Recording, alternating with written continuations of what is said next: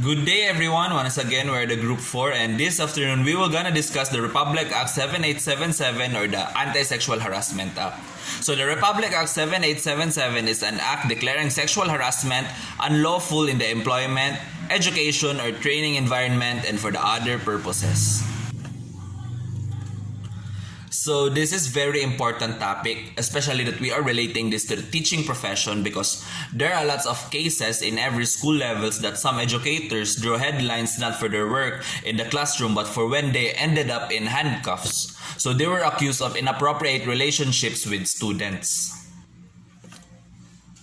So now let us tackle what is sexual harassment. So it is an act or a series of acts involving any unwelcome sexual advance, request or demand for a sexual favor or other verbal or physical behavior of a sexual nature committed by a government employee or official in a work-related, training or education-related environment. So what are the examples of sexual harassment?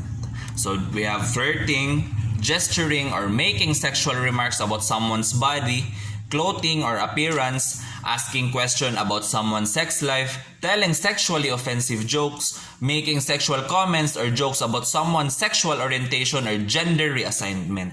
So this is according to what I've searched. So as a teacher or a future teacher, we should bow with a great dignity because we are the role models of our students. We are the ones who teach, help, and guide them to be a successful person, not to sexual harass them.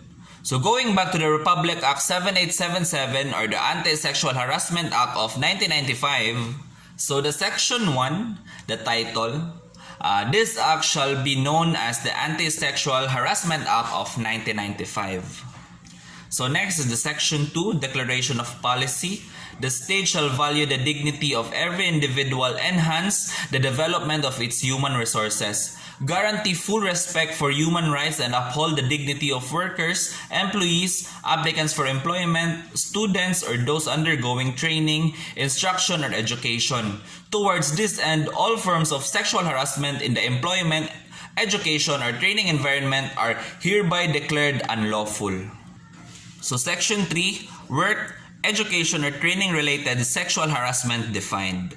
So work, education or training related sexual harassment is committed by an employer, employee, manager, supervisor, agent of the employer, teacher, instructor, a professor, coach, trainer, or any other person who having authority and influence or moral ascendancy over another in a work or training or education environment.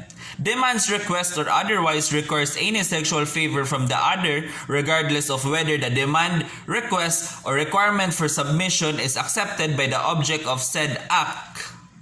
So now let's continue to the next section will be discussed by my group mates. So thank you. So now let's talk about Section 4 of Republic Act 7877, Anti-Sexual Harassment Act of 1995. Section 4, Duty of the employer or head of office in a work-related, education, or training environment. Because of secretively committed and sexual harassment acts in workplace, education, and training environment, most of the victims are afraid to tell of what happened or divulge the sexual harassment against them. So this law that known as Republic Act 7877 imposes the duty of the employer or head of office to protect the victims of sexual harassments by promulgating appropriate rules and regulations and by creating a committee and investigation of cases of sexual harassment. Section 5. Liability of the employer, head of office, educational or training institution. So, what is the liability of the employer, head of office, educational or training institution in case of sexual harassment? So, liability means pananagutan.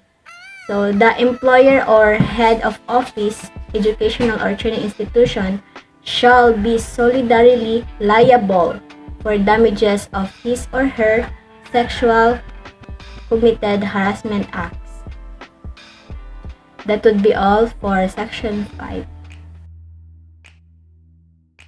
Section 8. Separability Clause. If any portion or provision of this act is declared void or unconstitutional, the remaining portions or provisions hereof shall not be affected by such declaration. So, whatever the law contained in this Republic Act that is found out unconstitutional or invalid does not mean that the whole law will no longer effective. That's what the separability clause says. The law is still in full force and effective except if an invalid part is found. Section 9.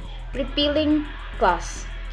All laws, decrees, orders, rules, and regulations, other issuance or parts thereof inconsistent with the provisions of this act are hereby repealed or modified accordingly.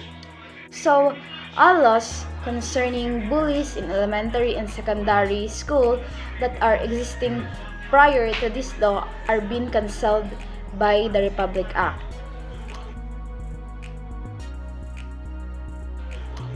Section 10.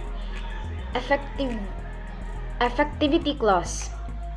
This act shall take effect 15 days after its complete publication in at least 2 national newspapers of general circulations. So, these Republic Acts are published, and of course, it will be approved and signed by the following House of the Representatives. On October 14, 1995, this act is approved by the President of the Senate, Edgardo J. Angara, Speaker of the House of Representatives, Jose de Venecia Jr., Secretary of the Senate, Edgardo E. Tumangan, Secretary of General House of Representatives, Camilo L. Sabio, and the President of the Philippines at that time, Fidel V. Ramos.